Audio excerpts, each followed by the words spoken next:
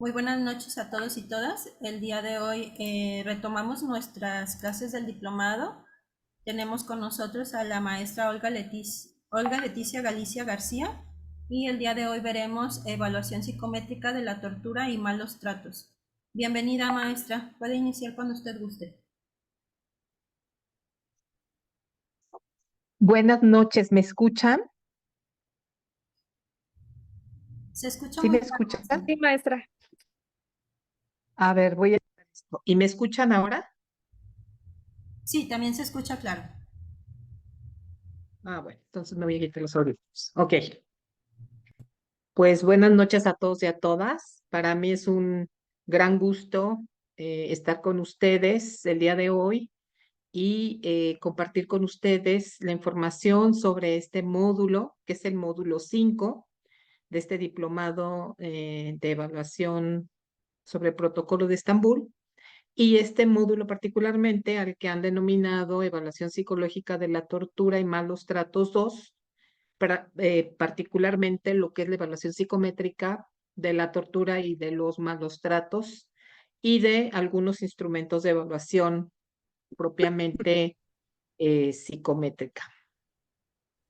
Con relación a este tema, pues como es una clase que se encuentra abierta al público, pues les voy a dar una serie de recomendaciones generales. Les voy a pedir que levanten su mano para pedir la palabra y pues la palabra se las va a ir dando junto con la coordinadora del curso, quien puede ir levantando también, señalándome, porque yo no alcanzo a ver en mi pantalla las personas que levanten la mano de tal forma que pues les voy a pedir que por favor quien quiera participar, quien quiera preguntar, quien quiera aportar algo a este tema, que es un tema pues muy apasionante, ¿no? Dado que pues se van a ver bastantes temas relacionados con aspectos de carácter obviamente psicométrico, pero que en particular pues yo voy a empezar un poco retomando desde lo que es esta segunda versión del protocolo de Estambul, que fue presentada pues ya prácticamente hace un año y medio. Entonces, pues como ustedes saben, de una manera introductoria, el protocolo de Estambul pues tuvo una primera versión que más o menos tuvo un inicio en el año 1989-90 y que el 29 de julio del año 2022 se presentó por el Alto Comisionado de las Naciones Unidas la segunda revisión del protocolo de Estambul tras 11 años en los que no se llevó a cabo ninguna revisión. Este protocolo de Estambul 2022, como ustedes saben, es el manual de las Naciones Unidas para la investigación y documentación eficaces de la tortura y otros tratos crueles, inhumanos o degradantes. Y su contenido en esta nueva versión se encuentra dividido en 8 capítulos. Dos de ellos son capítulos nuevos, son capítulos en los cuales se desarrollan los compromisos de los estados para cumplir con los objetivos de investigación y de la documentación a un nivel doméstico sobre la tortura. En esta versión actualizada contiene 8 capítulos y 4 anexos. Los capítulos más interesantes para el ámbito forense son los capítulos 4, 5 y 6. En estos capítulos, en el capítulo cuarto, se abordan las consideraciones generales a las entrevistas, en donde se hace una especificidad acerca de cuáles son, pues, tanto el contenido como una serie de recomendaciones para los profesionales que realizan estas entrevistas, las obligaciones éticas que hay que resguardar o que hay que observar, ¿no? Así como en el capítulo quinto se habla acerca de estas sintomatologías o de los indicadores físicos de la tortura y en el capítulo sexto los indicadores de carácter psicológico, donde también se dan una serie de directrices del informe pericial y de estas evaluaciones físicas y psicológicas que es necesario pues realizar para poder documentar de esta manera eficaz, y por eficaz se entendería una manera objetiva que contemple también la posibilidad de cuantificar todos estos efectos, tanto personales como psicosociales, como físicos, a corto y a largo plazo, de los efectos de la tortura, de los malos tratos y de otros penas crueles, inhumanos o degradantes que contempla este manual. La valoración física forma parte de la evaluación integral, pero esta evaluación, como ustedes también lo han venido revisando a lo largo de este diplomado, no se limita a la detección de lesiones de carácter externo, sino que la evaluación psicológica es una de las evaluaciones más importantes que existen en el protocolo de Estambul, teniendo en cuenta que las lesiones, que los malos tratos, que todas las intervenciones dañinas que forman parte de lo que es la tortura, siempre vienen acompañados de una serie de alteraciones o de una serie de malos tratos, de una afectación propiamente psicológica, ¿no? Y de una serie de amenazas, de coacciones, de sometimiento, de someterlos a una presión personal, psicológica, pues que cumple justo un objetivo, que es quebrantar la conciencia, quebrantar la voluntad de la persona para someterla y hacerla confesar una serie de situaciones que no cometió, o para obtener información, o bien para incluso llevarlos hasta autoinculparse de situaciones en los cuales no necesariamente tuvieron que ver estas personas, ¿no? De tal manera que esta colaboración de psiquiatras, de psicólogos, de neurólogos, de neuropsicólogos es sumamente relevante, ya que para poder realizar una evaluación efectiva de la tortura y de los malos tratos es necesaria la evaluación interdisciplinaria. El problema de la tortura en América Latina es un tema que representa no solo una grave violación a los derechos humanos, sino también un grave problema de salud pública en nuestro continente, ya que el mismo no solo consiste en que los servidores públicos, que son los policías, los ministerios públicos, los fiscales, la Guardia Nacional, el Ejército, quienes deben velar por el bienestar de nuestra comunidad, sean los que realicen las detenciones arbitrarias, los abusos de autoridad, la estigmatización de personas provenientes de pueblos originarios, la criminalización o la privación de la libertad de lideresas y líderes indígenas, masacres, asesinatos, militarización o despojo de sus tierras o el desplazamiento forzado de comunidades, sino que además la falta de estadísticas confiables han sido un obstáculo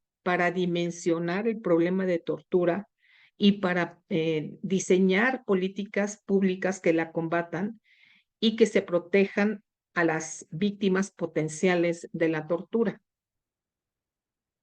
Es un problema de salud pública, ya que las víctimas potenciales de la tortura en América Latina podemos ser prácticamente cualquier persona. En el caso de México, la encuesta nacional de población de la población privada de la libertad del INEGI diseñó una metodología para medir la prevalencia de la tortura o los malos tratos en el proceso penal en México. De acuerdo con dicho análisis, a nivel nacional, el 79% de las personas privadas de la libertad fueron torturadas o maltratadas durante su proceso de detención, su traslado o su estancia en el Ministerio Público. de lo cual pues estamos hablando de cifras, ¿no? Sumamente elevadas, lo que también pues pone en tela de juicio, ¿no? A el sistema de justicia, ¿no? Deja ver, ¿no? La importante violación al debido proceso, al respeto de los derechos humanos de las personas que son puestas, ¿no? En custodia de un servidor público, que pueden llegar a ser señaladas o imputadas por otra persona, por alguna autoridad, pero que sobre las cuales, ¿no? No ha recaído una sentencia, ¿no? No necesariamente ha habido una investigación y que por el carácter arbitrario de esta serie de detenciones que suelen ser muy frecuentes en nuestros países, no nada más en México, sino también en otros países de América Latina, pues nos hace vulnerables y susceptibles, pues de que cualquier persona en nuestro continente pueda ser potencialmente una víctima de un servidor público. Por eso es que cualquier persona en América Latina, por cualquier circunstancia que pueda ser detenida por alguna autoridad, es susceptible de ser torturada. Al ser altamente frecuente en el proceso penal y constituir esta grave violación al debido proceso, debilita la confianza en los sistemas judiciales latinoamericanos. La adecuada documentación, investigación y valoración de la tortura derivará en su visualización, siendo un paso muy importante en el camino de la prevención de la tortura, por lo que se esperaba que en esta nueva versión del Protocolo de Estambul 2022 se definieran mejor los procesos a seguir por los profesionales que nos dedicamos a dicha labor, siendo necesario introducir en el tema de la evaluación psicológica mediante procedimientos de carácter objetivo que permita cuantificar los aspectos de afectación de las personas que han sufrido maltrato, tortura y otras penas crueles, inhumanos o degradantes.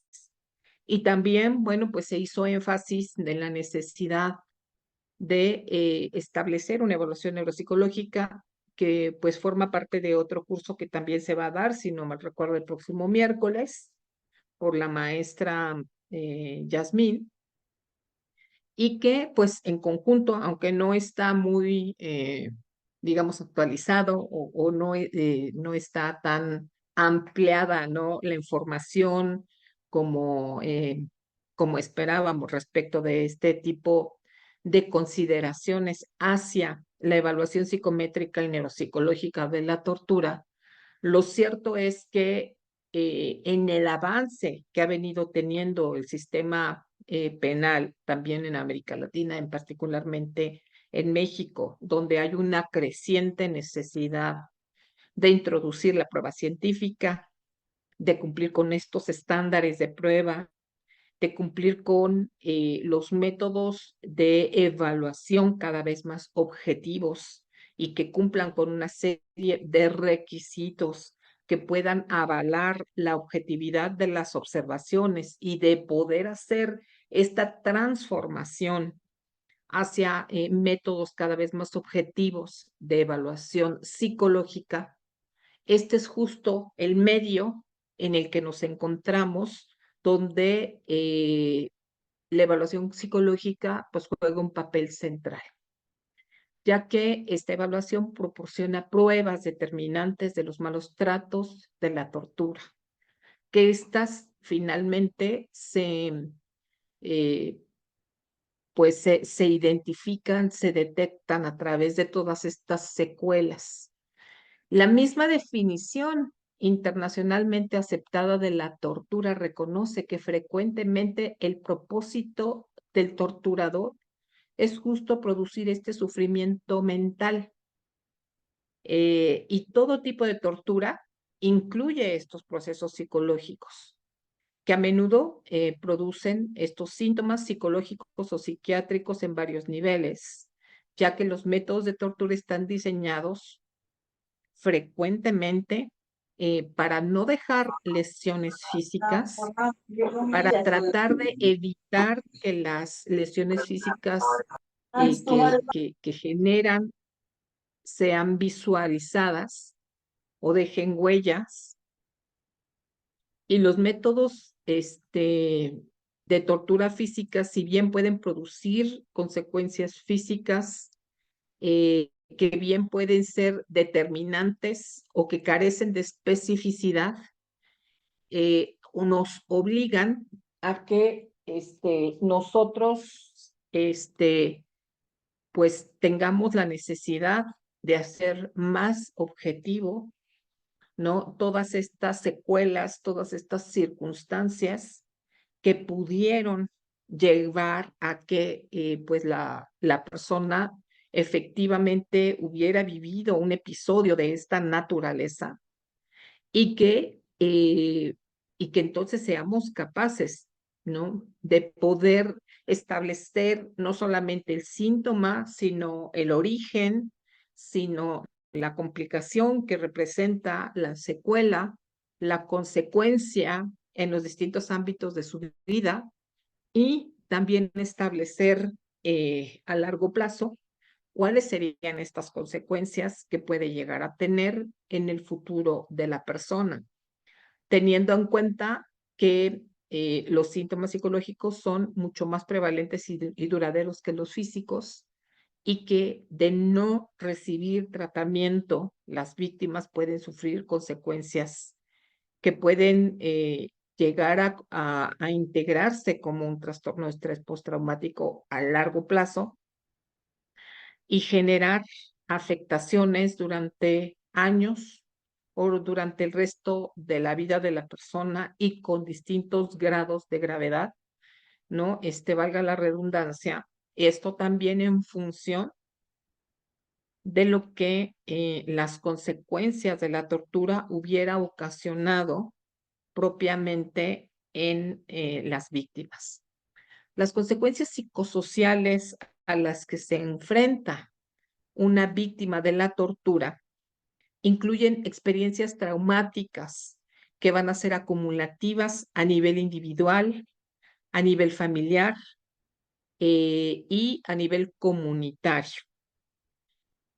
Sabemos que la formación de un daño, de una experiencia, la manera en que se transforma en una experiencia de carácter traumático, pues puede derivar de varios modelos. Entre ellos está el modelo del riesgo acumulado, en el cual justo explica cómo a lo largo del desarrollo puede haber momentos en que la persona se encuentre más vulnerable que en otros y que al abarcar una mayor afectación en las distintas áreas de desarrollo, de desempeño en la vida de una persona, esto potencialmente va a generar, ¿no? Una mayor eh, eh, secuela o consecuencia a largo plazo.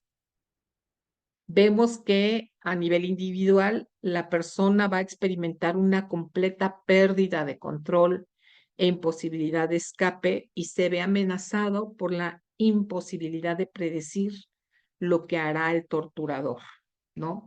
No todas las personas se encuentran familiarizadas, ¿no? Con estas técnicas, con estos métodos que se aplican de tortura, los cuales además han ido también evolucionando, han ido también sirviéndose pues de los avances incluso científicos, de los avances de las personas de las cuales pueden allegarse para ser cada vez más sofisticados los métodos de tortura.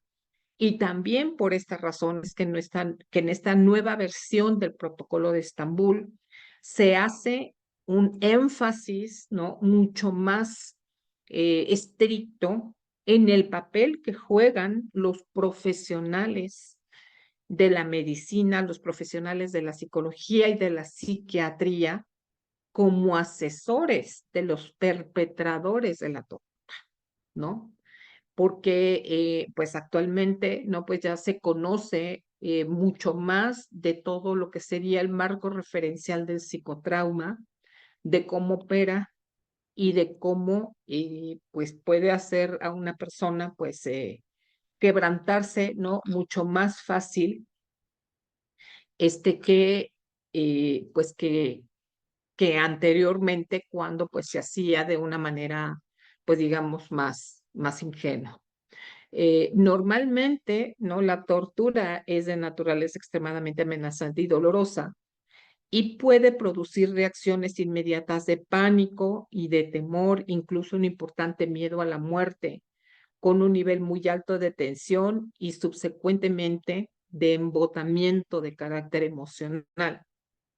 El embotamiento emocional se refiere específicamente a una condición donde la persona se siente completamente paralizada o saturada de esa experiencia negativa, que entonces es incapaz de reaccionar.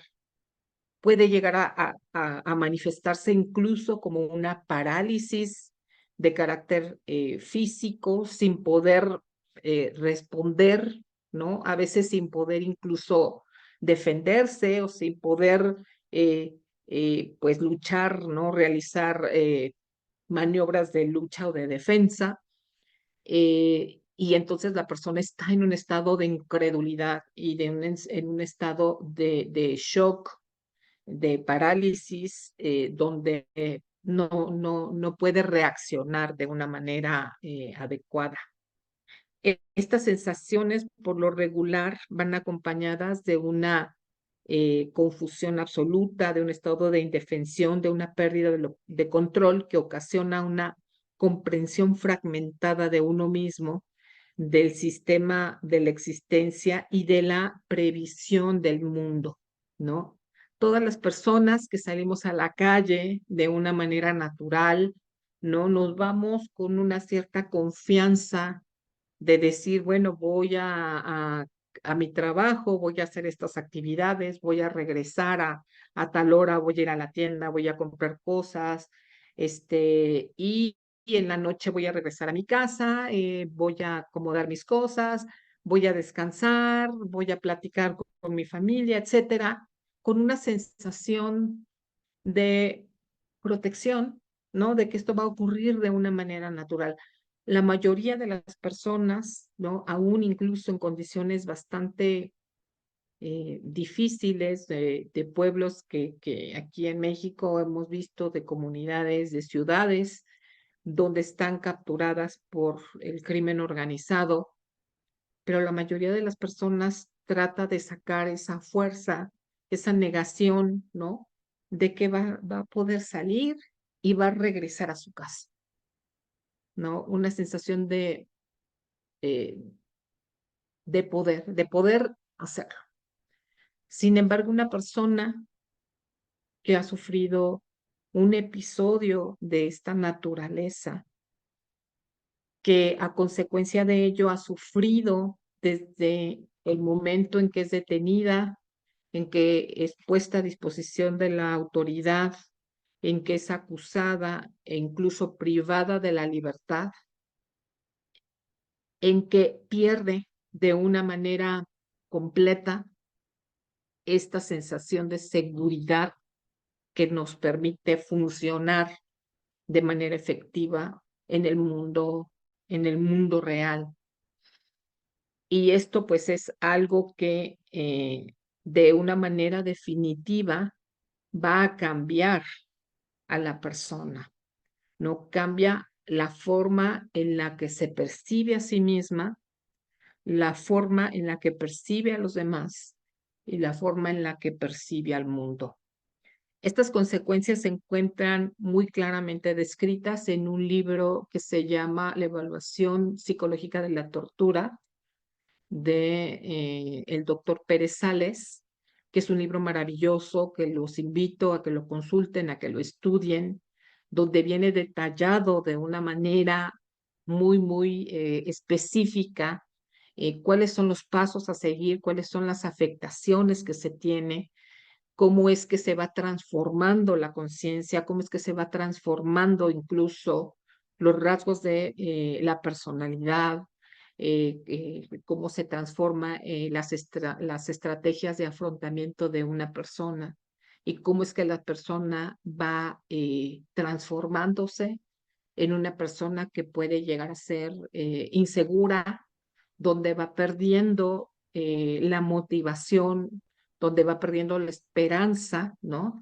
De que pues las cosas puedan mejorar para sí mismos.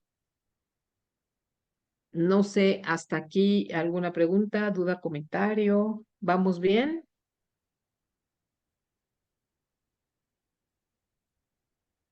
A ver, Hernán, adelante. ¿Qué tal? Buenas noches. Mucho gusto en Buenas saludarte. noches, maestra. Este, Tenía una consulta respecto, usted mencionó malos tratos. ¿Podría indicar cuál es la definición aceptada de maltrato?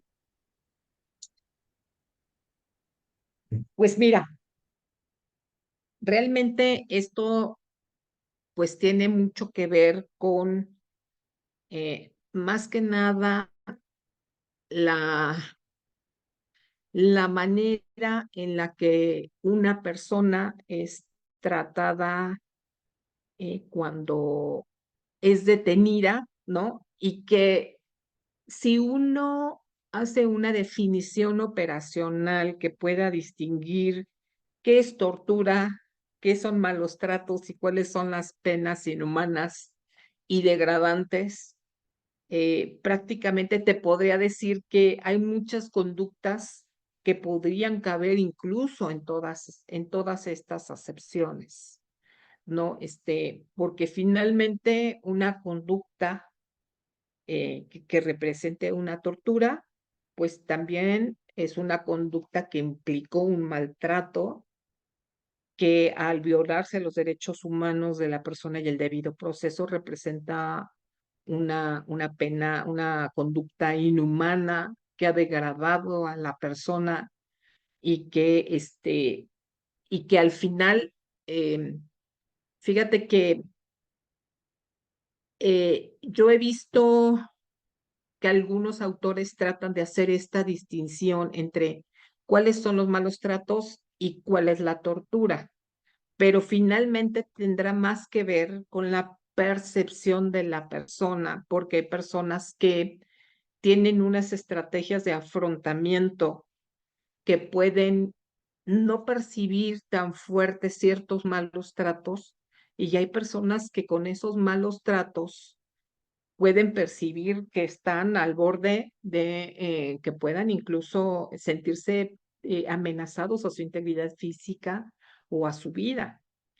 Entonces, o sea, no puede existir tanto esta definición tan clara, válida para todas las personas, sino que esta definición va a depender del caso en particular y de las circunstancias, e incluso se menciona en el mismo protocolo de Estambul que depende de la cultura, ya que hay ciertas prácticas que para una cultura representan una vejación, un maltrato mucho mayor de lo que puede representar en otras culturas que ciertas conductas no representen que no tengan el mismo valor cultural en otras poblaciones. Por eso es que yo creo que ha sido tan difícil, ¿no? Poder identificar cuáles son estas conductas que sean realmente reconocidas como malos tratos o como tortura por la dificultad que existe para validar como una experiencia como tan negativa todas las conductas que pueden ser susceptibles de presentarse en un proceso de esta naturaleza. Y te puedo dar varios ejemplos. Entre ellos está el hecho de que una persona pueda incluso verse al borde de quedar inconsciente por una asfixia de carácter mojado, una asfixia de carácter húmedo, y que pueda sentir pues que se desvaneció por el ser ahogado, ¿no? Con agua o el ser asfixiado con un método de carácter mecánico, ¿no? Limitándole las vías aéreas, la nariz, la boca o el cuello, ¿no?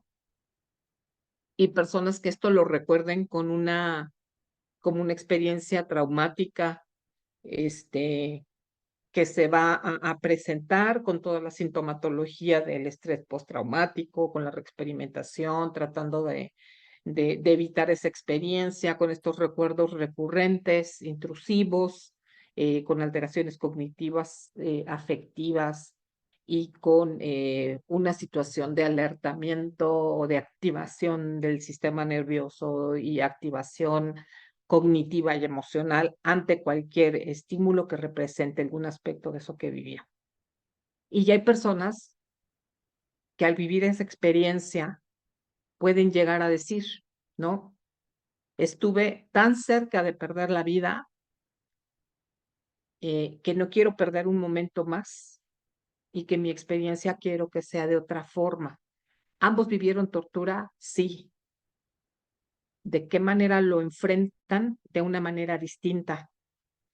¿Ellos vivieron malos tratos? Pues sí, porque un servidor público no puede comportarse éticamente de esa manera, pero también vivieron tortura y a lo mejor estará la definición o la diferencia más en la conducta que deben observarse ciertos servidores públicos desde la atención, la amabilidad, el tiempo, el papel que representan, hasta ya, ¿no?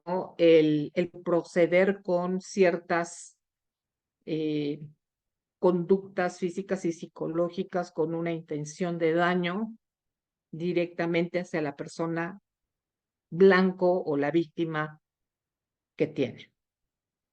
Entonces, bueno, pues es lo que te podría yo decir. Puedo investigar Gra- más para la próxima semana y lo Gracias, podemos seguir maestra. compartiendo con Y tenía una ustedes. última pregunta. Sí. Este, la última versión del protocolo de Estambul, yo entiendo que ha actualizado varios conceptos. Y entiendo también que de alguna manera viene a ser recomendaciones, ¿no? Procedimientos que recomienda la comunidad científica, ¿no? Porque ese es el protocolo de Estambul, ha sido un documento que ha sido elaborado por médicos, por distintos profesionales, ¿no? De abogados, ¿no? Entonces, mi pregunta sería, en la actualidad, un informe psicológico, forense, puede elaborarse con inobservancia de las recomendaciones del protocolo de Estambul con respecto a directrices, a consentimiento informado, etcétera, ¿o no? ¿Es válido hacer un protocolo psicológico forense que no considere pertinente las recomendaciones del protocolo de Estambul? Pues yo creo que no, ¿verdad? Yo creo que sí, si vas a hacer una evaluación psicológica o un dictamen es un dictamen que se llama un dictamen especializado para posibles casos de tortura de acuerdo con el protocolo de Estambul, pues debes de observar esas directrices. Ahora, me ha tocado que en algunas audiencias de ratificación de este tipo de dictámenes, algunos ministerios públicos agarran el protocolo de Estambul y te van preguntando punto por punto del capítulo cuarto y del capítulo sexto y del anexo, que tiene 4 anexos, pero en el anexo, si no mal recuerdo, es el cuarto anexo, viene descrito una forma de cómo se haga la integración. De hecho, es una integración colegiada del dictamen físico y psicológico del protocolo de Estambul. Y entonces te van preguntando, me han ido preguntando punto por punto del capítulo cuarto y del capítulo sexto, el cuarto, en relación a las consideraciones de las entrevistas y el sexto sobre los indicadores físicos, psicológicos de la tortura, en donde se encuentran todas estas recomendaciones. Ahora, es un protocolo donde en efecto hay una serie de recomendaciones.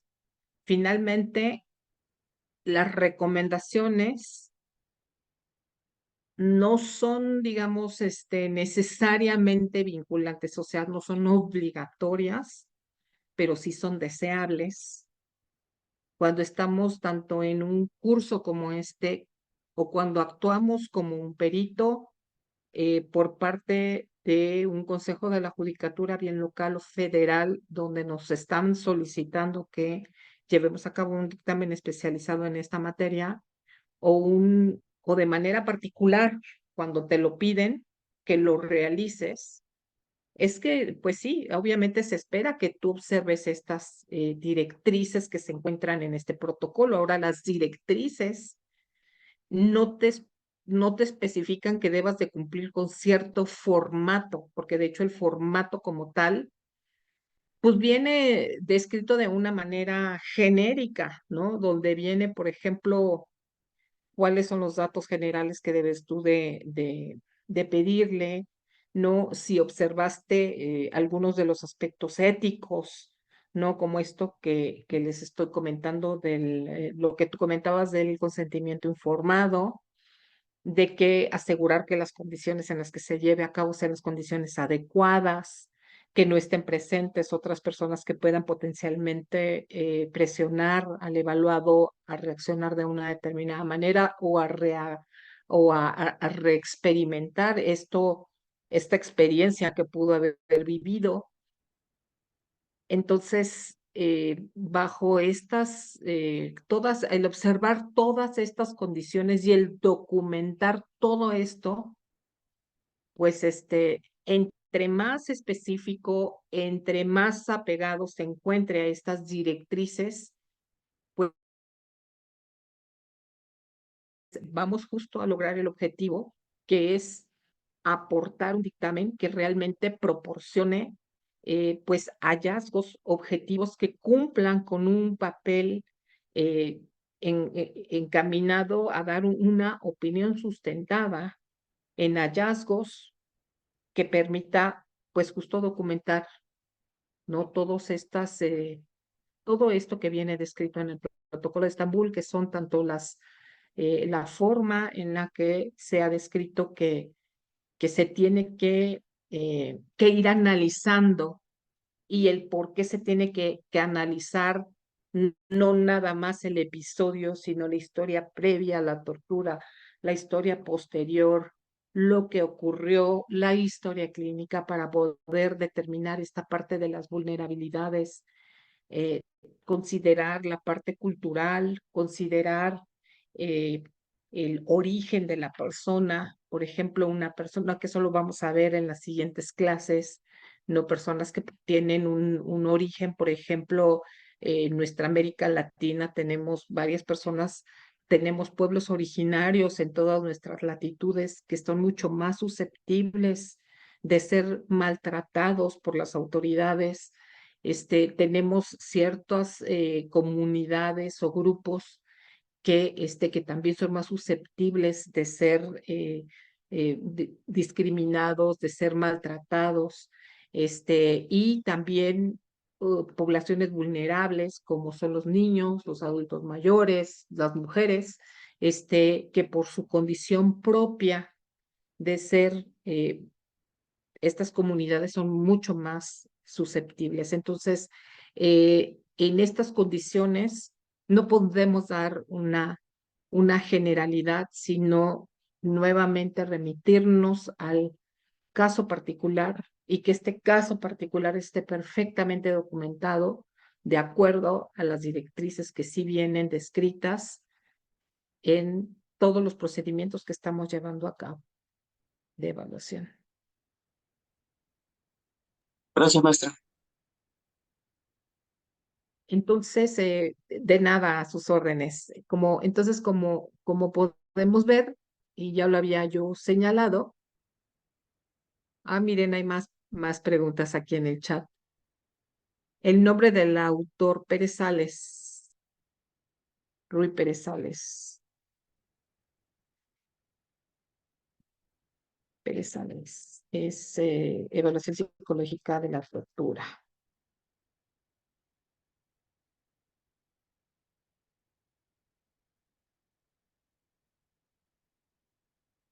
Ujú. Pérez Sales, exacto. Y luego dice, bueno, ok, entonces, a nivel personal, una persona pues se ve eh, lastimada en su integridad y entidad física y psicológica, en el bienestar cognitivo, emocional, conductual y social, es decir, eh, se modifica la manera en la que percibe, en la que reacciona, en la que va a hacer esta regulación emocional, en la que incluso puede reaccionar, ¿no? Desarrollando a lo mejor una serie de sintomatologías ansiosas, eh, de alteración en su conducta social, en los patrones habituales con los cuales piensa, siente, actúa de su personalidad, en su propia identidad, en la autonomía, en la autoactualización, en esta dificultad que puede llegar a tener para adaptarse a condiciones nuevas, en el respeto por uno mismo, en la confianza en sus propias capacidades, en la confianza en los demás, en su autopercepción, en su autoestima, que finalmente son de los aspectos más íntimos que pueden llegar a afectarse con la tortura, porque la propia persona puede llegar a recriminarse de por qué no pude hacer algo,